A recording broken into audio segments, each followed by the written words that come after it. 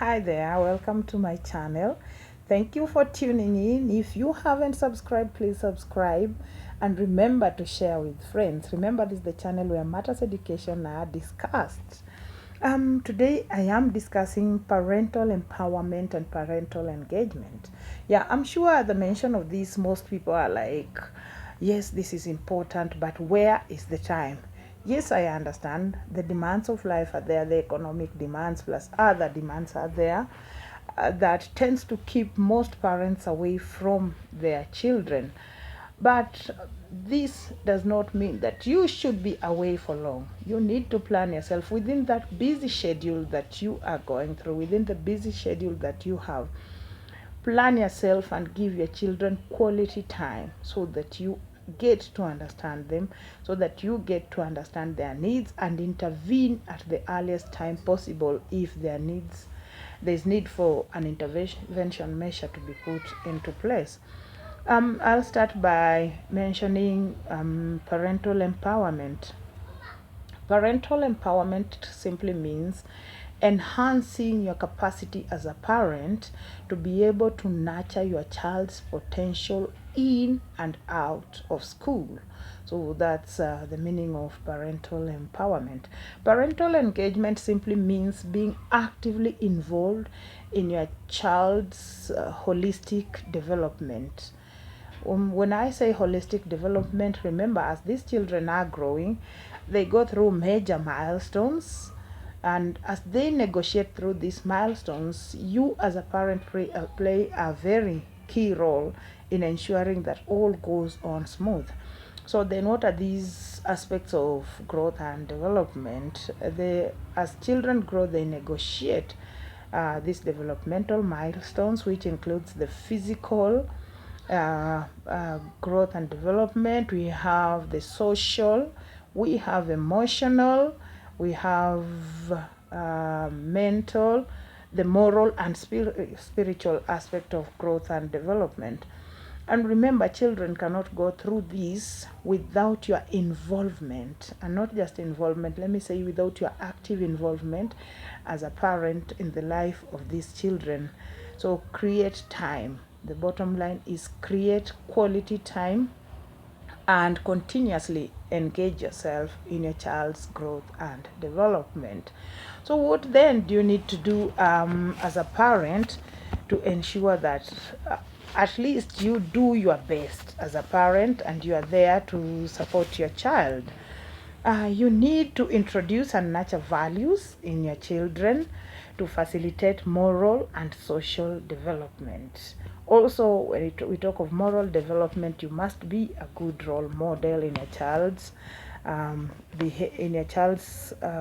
life. Be a good role model. Remember, as parents, you are the first trainers, you are the first source of authority that these children get to interact with before they meet the outside world.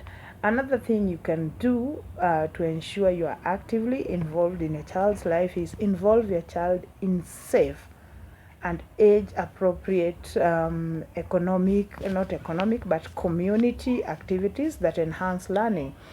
When I say age appropriate, you before you take your child out to these community service kind of activities, find out, is it appropriate for my child?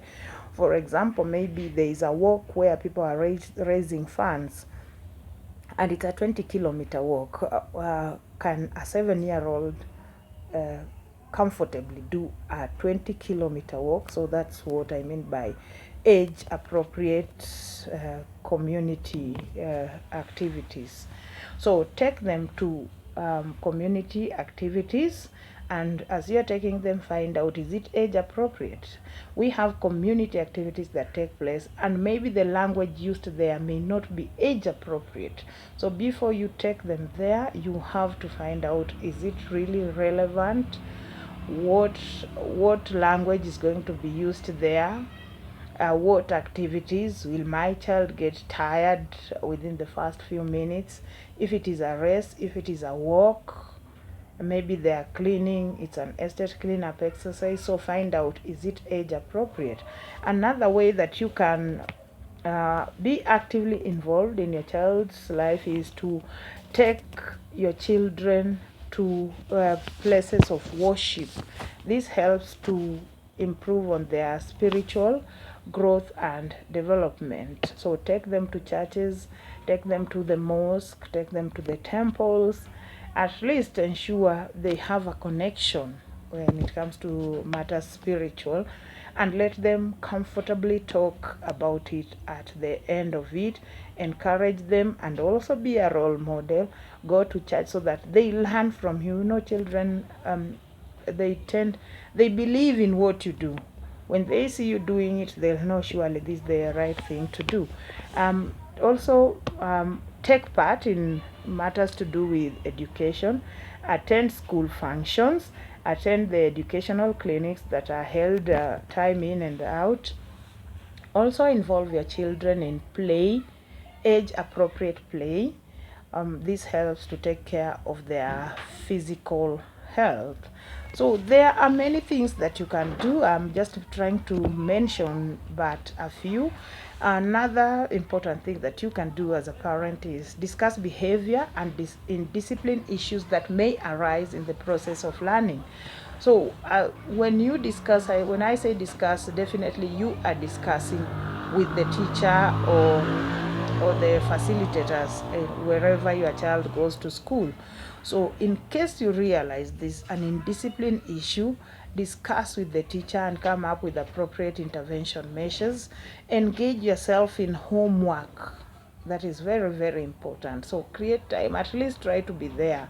If you cannot make it every day, but at least have some special days set aside where you want to engage yourself in your child's homework. Homework is very important, especially now in the competency-based curriculum. There are homeworks that arrive home and some parents are like, what is this homework? Is this why I'm paying school fees? For instance, a child will come home and tell you, our homework today is to develop a poster on harmful effects of smoke. So you're like, smoke, we develop a poster. Then you tell them, okay, get some manila paper or get some luminous paper and develop a poster, then take home. Then after they are doing it, you are there wondering, is this really homework? Is it complete?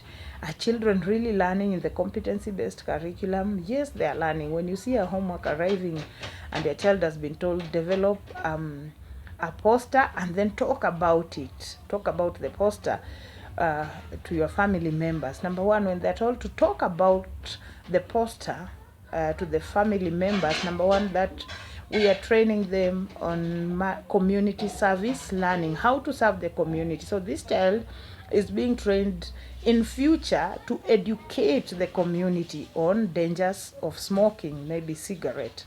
So create time. Know that my child is making a poster. By this time we should be seated and be ready to support him or her. The same assignment is not just checking on community service learning, which is a pertinent and contemporary issue in the CBC.